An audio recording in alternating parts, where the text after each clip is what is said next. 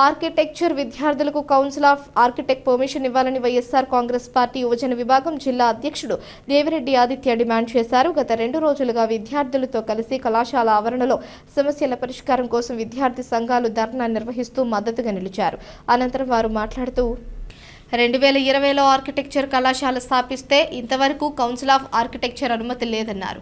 ఇలాగైతే 5 ఏళ్ల పాటు కళాశాలలో చదివిన విద్యార్థులు బయటికి వస్తే వారి సర్టిఫికెట్లకు గుర్తింపు లేకపోతే ఎలా అని ప్రశ్నించారు. కళాశాలకు సొంత భవనం లేదని, అవుట్సోర్సింగ్ స్టాఫ్ ఉన్నారని, పర్మనెంట్ ఫ్యాకల్టీ లేరని, ఇలాగైతే విద్యార్థుల జీవితాలు ఏం కావాలన్నారు. కళాశాలలకు పర్మనెంట్ రిజిస్ట్రార్లు, వీసీలు లేకపోవడం శోచనీయమన్నారు.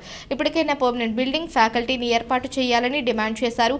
వైఎస్ఆర్ ఆర్కిటెక్ట్ యూనివర్సిటీ సమగ్ర విచారణ చేసి విద్యాశాఖ మంత్రి నారా లోకేష్ స్పందించాలని, లేకపోతే పెద్ద ఎత్తున ఆందోళనకు సిద్ధమవుతామని హెచ్చరించారు. మన రాష్ట్రంలో మొట్టమొదటిసారిగా ఆర్కిటెక్ట్ అండ్ ఫైన్ ఆర్ట్స్ యూనివర్సిటీని మన దైవమైన జగన్మోహన్ రెడ్డి గారు తీసుకురావడం జరిగింది. దాదాపు 350 కోట్ల బడ్జెట్ని దీనికి కేటాయించడం కూడా జరిగింది.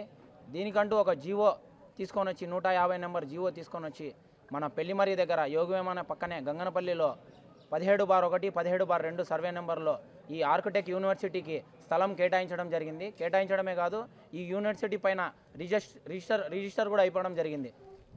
ఈ యూనివర్సిటీ ఇక్కడే ఉండాలనే ఉద్దేశంతో ఎక్కడెక్కడి నుంచో వచ్చి చదువుకునే పిల్లోళ్ళు ఇక్కడికి వస్తుంటారు కాబట్టి వాళ్ళ కోసం అన్ని సౌకర్యాలు ఉండాలనే ఉద్దేశంతో ఈ యూనివర్సిటీ ఏర్పాటు చేయడం జరిగింది. మా ఎంపీ గారు కూడా దాదాపు 250 కోట్ల నిధులు కేంద్రం నుంచి కూడా ఇది అవసరమని చెప్పి అప్పటి కేంద్ర మంత్రి అయిన నిర్మలా సీతారామన్ గారిని, అలాగే కేంద్ర విద్యాశాఖ మంత్రి గారికి కూడా రిప్రజెంటేషన్ ఇవ్వడం జరిగింది. 2020లో ఈ ఆర్కిటెక్ట్ యూనివర్సిటీ నెలకొల్పడం జరిగింది. దాని తర్వాత కరోనా నేపథ్యంలో ఒక 2 ఏళ్ళు నత్తనడకగా పనులు చేయడం జరిగింది. దాని తర్వాత సిఓఏ పర్మిషన్ ఇక్కడికి తీసుకురావడం జరిగింది. ఆ 2 ఏళ్ల విద్యార్థులు ఇక్కడి నుంచి పోయిన వాళ్ళకి ఆ పర్మిషన్తో బయటికి పోవడం కూడా జరిగింది.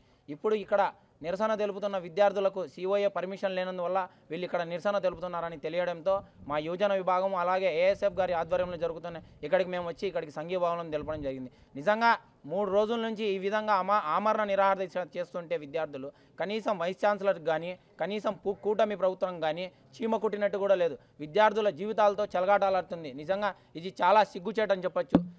ఏ విధంగా అంటే ఎప్పుడైతే కూటమి ప్రభుత్వం ఎన్నికైందో అప్పటి నుంచి ఇప్పటి వరకు అనేక యూనివర్సిటీలో వైస్ ఛాన్సలర్ని తీసేయడం జరిగింది.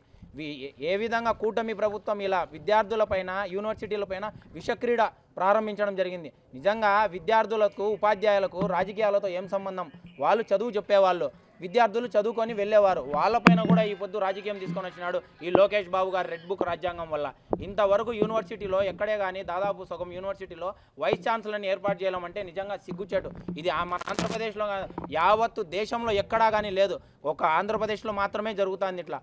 యూనివర్సిటీలో వీసీలు లేకోకుండా ఇక్కడ కూడా ఇప్పుడు ఉండే వీసీ కూడా తాత్కాలిక వీసీనే, పర్మనెంట్ వీసీ కాదు. ఈయనే కాదు, రిజిస్టర్ లేరు ఇక్కడ.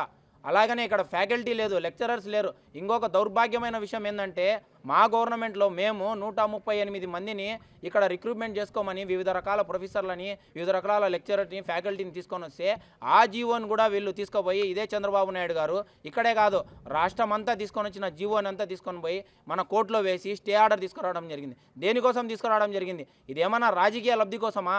ఇది దీనివల్ల విద్యార్థులు నష్టపోతారు. విద్యార్థులు నష్టపోతే వాళ్ళ తల్లిదండ్రులు నష్టపోతారు. నేటి విద్యార్థులే రేపటి భవిష్యత్తు. అలాంటి విద్యార్థుల జీవితాలతో చెలగాటమాడుతున్నది చంద్రబాబు నాయుడు గారు మరియు విద్యాశాఖ మంత్రి లోకేష్ గారు. నిజంగా విద్యాశాఖ మంత్రి లోకేష్ గారు నిద్రపోతున్నారా అని నేను అడుగుతున్నా. ఎందుకంటే 3 రోజుల నుంచి తిండి లేక, నిద్ర లేక, నీరు కూడా తాగోకోకుండా ఈ విధంగానే నిరాహార దీక్ష చేస్తుంటే ఈ విద్యార్థులపైన మీ కక్ష ఎందుకు?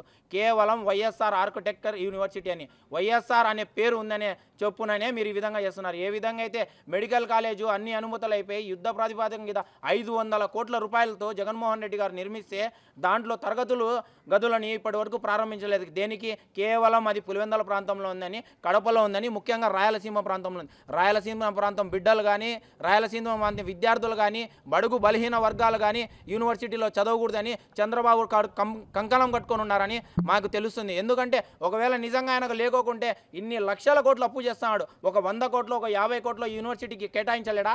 పోనీ ఇంకొక విషయం ఏంటంటే దౌర్భాగ్యమైన విషయము, యోగివేమన దగ్గరనే గురుకులం అని 4 నుంచి 5 పెద్ద పెద్ద బిల్డింగ్లు ఉన్నాయి. ఆ బిల్డింగ్లలో ఇక్కడి నుంచి అక్కడికి తరలించండి అని వీసీ గారికి అనేక సార్లు మొత్తుకునే విద్యార్థులు చెప్పినా కూడా ఇంతవరకు అక్కడికి పోలేదు. దేనికి పోలేదు?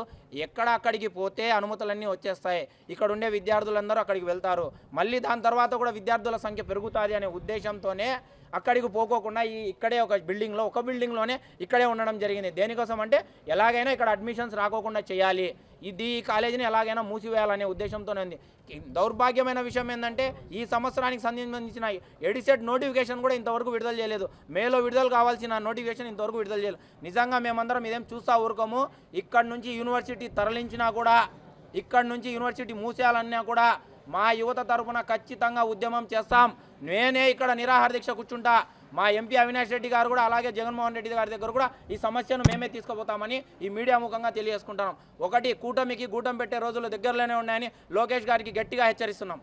నోటీసులు రిసీవ్ చేసుకోవడం నేను రాగానే ఇక్కడ పరిస్థితి ఏంటో తెలియదు, యూనివర్సిటీ ఏంటో తెలియదు, డిపార్ట్మెంట్ సంగతి తెలియదు. నేను వచ్చిన వితిన్ 4 డేస్లో నేను షోకాజ్ నోటీస్ రిసీవ్ చేసుకోవడం from the council of architecture.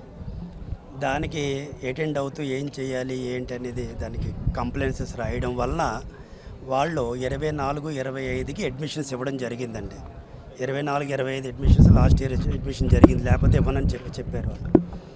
ఆ తర్వాత with continuous process with government and council of architecture వాళ్ళు కూడా మీరు ఏమంటే మాకు కంప్లైంట్స్ రిపోర్ట్ అప్పుడు మామూలుగా ఇచ్చారు, మేము అడిగిన షోకాజ్ నోటీస్కి ఇవి చేస్తామని ఇచ్చారు, మీరు ఎంతవరకు ఫుల్ఫిల్ చేశారన్నది ఆన్సర్ చేయమని చెప్పి వాళ్ళు అడగడం జరిగిందండి. అది కూడా లెటర్ మనం గవర్నమెంట్కి సబ్మిట్ చేయడం జరిగింది. అలాగే కౌన్సిల్ ఆఫ్ మన higher education APSCHE higher education chairman కూడా జరిగింది. తర్వాత ఆయన కొత్తగా వచ్చారు కాబట్టి, ఆయన ఫిబ్రవరిలో వచ్చారు కాబట్టి ఆయన కూడా టోటల్ ఇష్యూ అనేది మనం నెరేట్ చేయడం జరిగిందండి. ఏంటి అసలు కౌన్సిల్ ఆఫ్ ఆర్కిటెక్చర్ ఇంపార్టెన్స్ ఏంటి అని జరగడం.